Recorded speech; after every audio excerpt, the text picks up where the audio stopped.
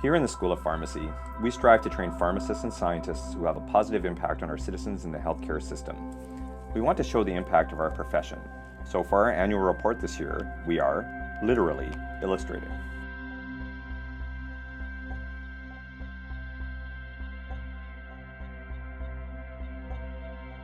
Our 2015 annual report is structured around our three strategic directions: research, teaching and learning, and pharmacy practice innovation. We've been making great strides in these areas over the past year, and we have big plans for the upcoming year. Our research has three focus areas: health outcomes, drug discovery and delivery, and the scholarship of teaching and learning. We've increased our research productivity to keep pace with Memorial University's Strategic Research Intensity Plan.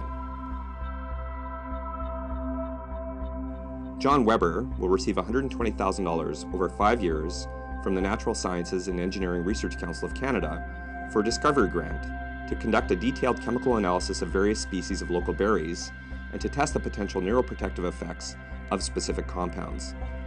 Complementing that is an operating grant from the Wild Blueberry Association of North America, which will provide $21,000. Both of these grants were initiated on April 1st, 2015.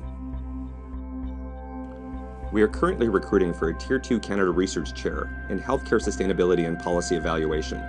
This is a tenure track position and should begin on July 1st, 2016. We are looking for an individual who is innovative, energetic, and forward-thinking, and will address distinct geographic, demographic, and socioeconomic challenges to sustainable healthcare through research and knowledge translation strategies. This position will leverage the strengths of our school and university. It will have the potential to bring in $100,000 annually for a total of up to $1 million. It will propel us to take healthcare sustainability strategies in Newfoundland and Labrador and in Canada to the next level.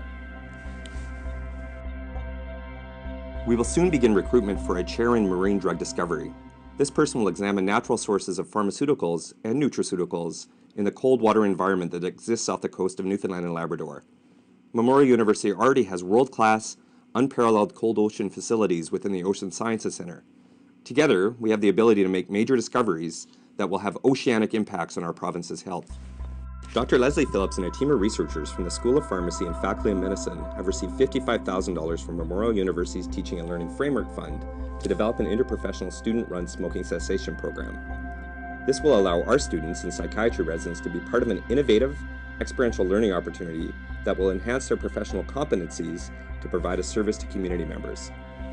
This program is an ideal model for interprofessional student learning, essential for producing future practitioners who can think innovatively and collaboratively about ways to improve the health of our population. Also from Memorial's Teaching and Learning Framework Fund, Drs. Terry Genge and Beverly Fitzpatrick received $40,000 to develop a program that will allow students to utilize the learning tool ePortfolio to learn to critically self-reflect on their growth as they prepare to become practicing pharmacists. We will also be hiring a tenure-track professor in the area of pharmacy education, who will be devoted to evaluating our programs and establishing research expertise to the scholarship of teaching and learning research initiatives within the school. Dr. Jason Kiley and I have received almost $100,000 from the Canadian Rheumatology Association's grant program to investigate a pharmacist-led cardiovascular disease intervention for inflammatory arthritis patients, where we will ask, can pharmacist-led screening and risk management reduce cardiovascular risk in inflammatory arthritis patients? Doctors John Hubbelt, J.M. Gamble, Aaron Davis, and myself have received a Health Research Foundation interdisciplinary team grant for $150,000 over 3 years to assess the effectiveness of implementing a pharmacy-delivered medication management service to improve medication adherence and quality of life for patients with chronic obstructive pulmonary disease. As for teaching and learning, we've been working hard to rejuvenate our current infrastructure.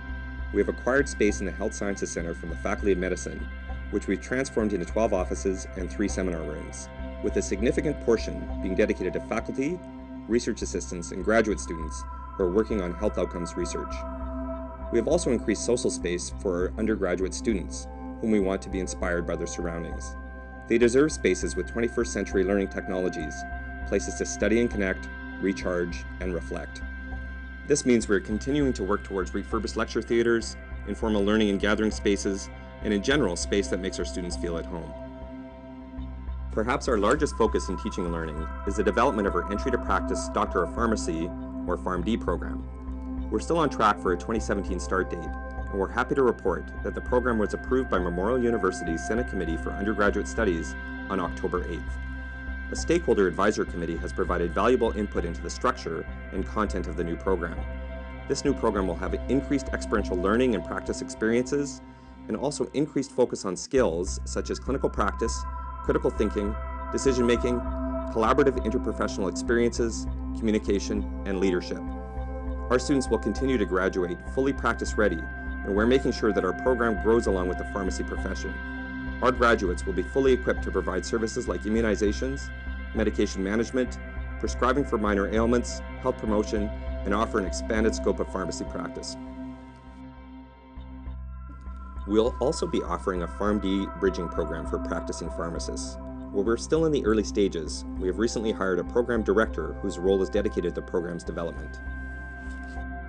We also continue our commitment to the healthcare practice community, including patients, other healthcare professionals, and citizens. We're very excited to launch our Medication Therapy Services Clinic this winter. The MTS Clinic offers one-on-one, in-depth medication assessments and consultations with pharmacists to address patients' complex drug-related needs. It is a pharmacist-delivered, referral-based, non-dispensing clinic that will fill a gap in our healthcare system by providing a service that does not currently exist in our province. We envision this clinic to grow into a center of innovation for pharmacy practice. It will offer services for patients and other healthcare practitioners, become a center for experiential teaching and learning, as well as a research incubation center to evaluate the enhanced role of pharmacists in healthcare. Feedback from our stakeholders is extremely important to us, so please visit our website at www.mtsclinic.ca. We always welcome your insight. Training of practicing pharmacists is also a priority to keep pace with expanded scope. For example, we have established an injections training program designed so that pharmacy students and pharmacists will feel confident in their knowledge and skills regarding immunization and injections of medications and vaccines. We always encourage our students and pharmacists to take an active role in preventing the spread of influenza by asking their patients if they received their flu shots. As of September 2015, we have trained 51 pharmacists and 79 pharmacy students across Newfoundland and Labrador, from St. John's to Happy Valley Goose Bay. So 2015 has been a busy year for us.